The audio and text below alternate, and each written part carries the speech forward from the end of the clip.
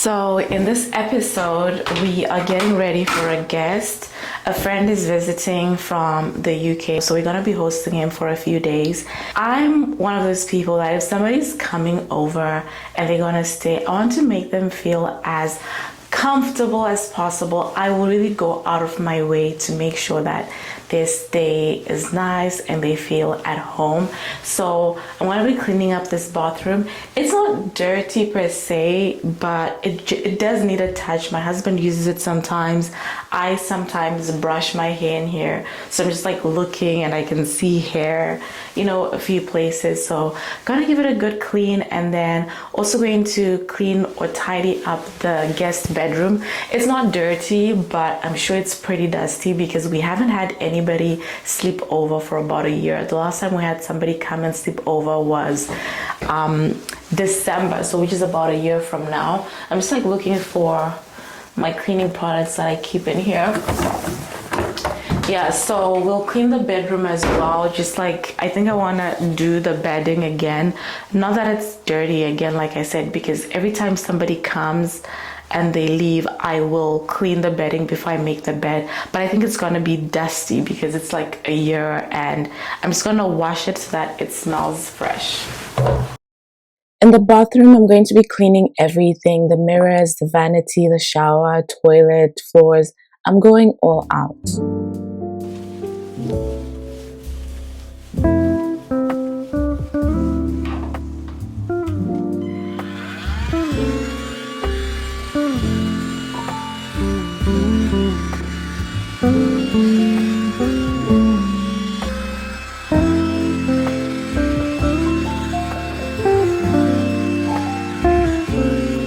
More often than we know, people are walking around tired, overwhelmed, and carrying silent battles and private pressures.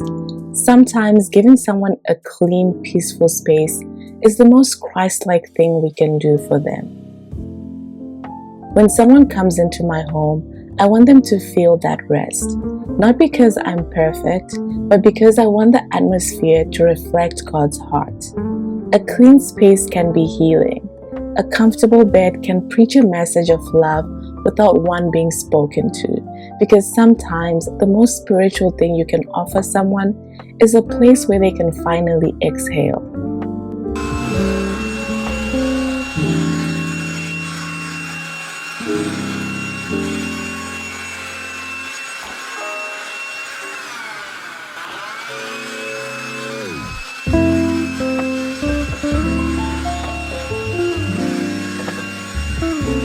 One of my prayers over my home is always, Lord, let this place be a refuge.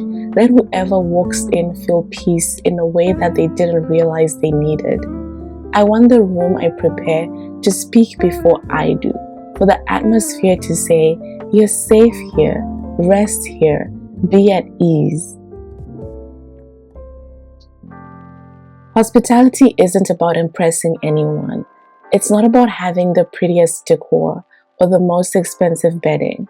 Biblical hospitality, in my opinion at least, is about making people feel seen.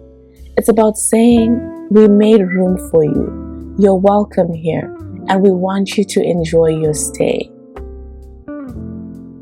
Hospitality focuses on how people feel. It says, I see you, I care about you, you matter. This one stays in here.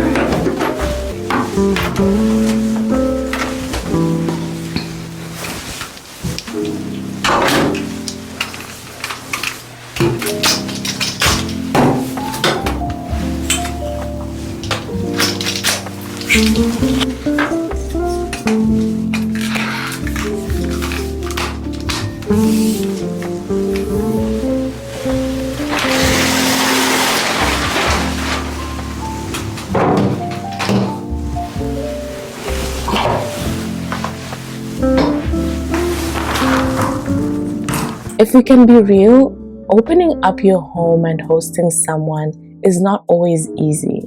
It adds to your costs, it changes your routine, it interrupts your rhythm, it stretches you, it demands a piece of your time, your energy, your privacy, and sometimes your comfort. But the best teacher when it comes to hospitality is Jesus himself. I think of when he washed the disciples' feet. That one moment reveals everything. The posture of humility, the heart of service, the willingness to lower ourselves to lift someone else up. Opening your home to someone is a chance to imitate that heart.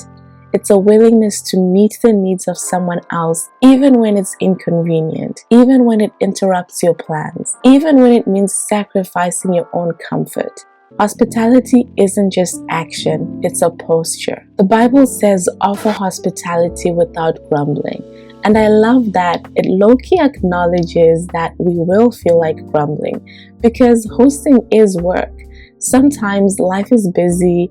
Sometimes you're already carrying your own pressures, your own problems. Sometimes you just want a quiet house and your own routine. But hospitality becomes service to God when we choose to welcome others with joy instead of duty. When we remind ourselves, I get to do this. I get to serve someone. I get to show love. I get to be a blessing. It shifts the atmosphere, not just for our guests, but for our own hearts. I think we're looking good in here. I just need to bring lotion and toothpaste when I go to the basement to get the mat once that dries. And yeah, this room is done. Let's move on to the bedroom. The major thing I need to do in here is just put away the laundry and some recent purchases, and then, like I mentioned earlier, I want to wash the bedding again so that it smells fresh.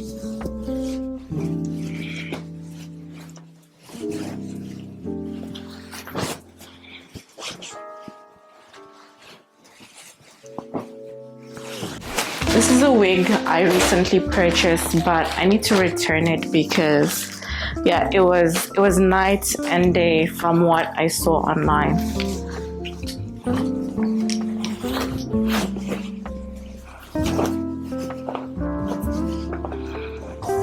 I'm just gonna put these in the closet first because I don't have much time to organize them first.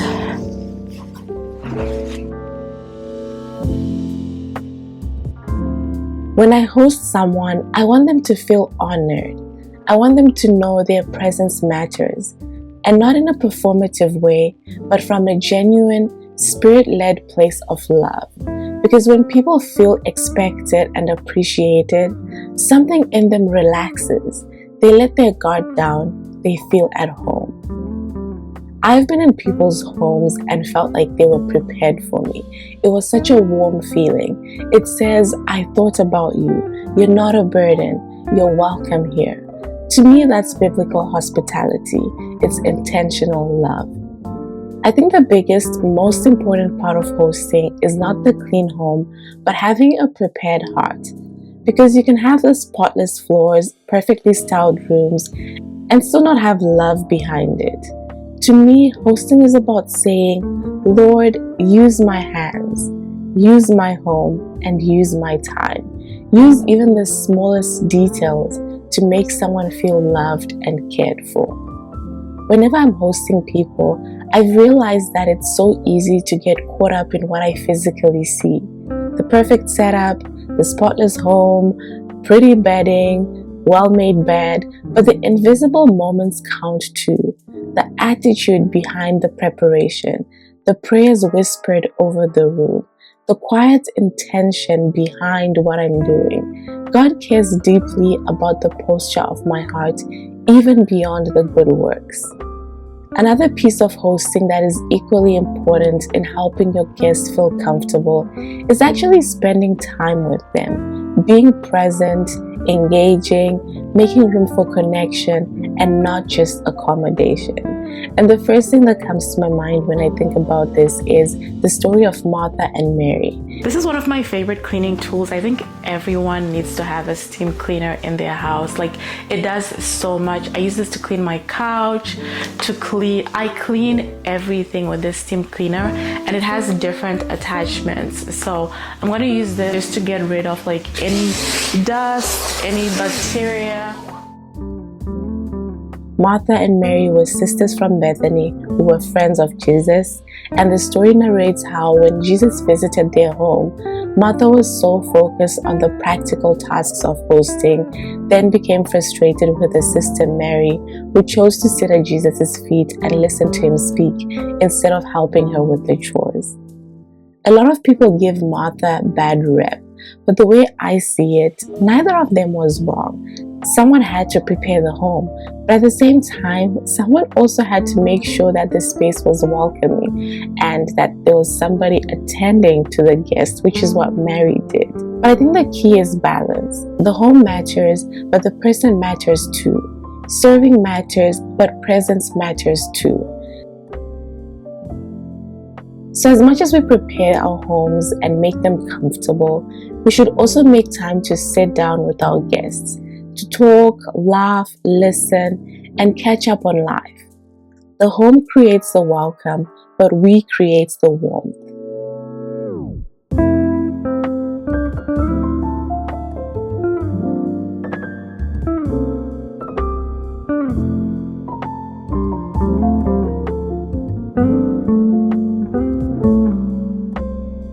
These are roses, forever roses that my husband bought for me probably 5 years. Yeah, 5 years ago on Valentine's Day, and I still have them. I guess they were worth the investment. I think about how Jesus always took time to be present. He noticed people, paused for them. He made time for real connection, and I've realized that's hospitality too. Sometimes the best gift you can give your guests is not a perfect room, but your undistracted presence. When I open up my home, I'm reflecting God's character. Hospitality becomes a witness. My home becomes a message. My kindness becomes a glimpse of Jesus. A lot of people think hosting requires perfection, but you don't need a perfect home to be hospitable. You don't need designer decor or a spotless space. God uses the ordinary homes and the ordinary people to show extraordinary love. What matters most is the heart, the warmth, the intention, the kindness, and the willingness. And before someone comes to stay with us, I always take a moment to pray over my space. Lord, let this room, let this space be peaceful. Let this bed bring deep rest. Let this atmosphere bring comfort. Let this home be a place where your love is felt. Bed is made. I'm not the greatest at it, but I do my best. And for this blanket, this room gets cold, so I want him to have the option to add a blanket if he feels cold. But I don't know if I should put it even on the bed. Actually, I'll put it in the closet. Ultimately, hospitality isn't just about making space in our homes. It's about making space in our hearts. It's about slowing down enough to care. It's about saying, Lord, use me to be a blessing during this period. Use me to be a blessing to this person. Thank you for spending time with me today. I hope this encouraged you to see hosting as the beautiful spiritual assignment that it is.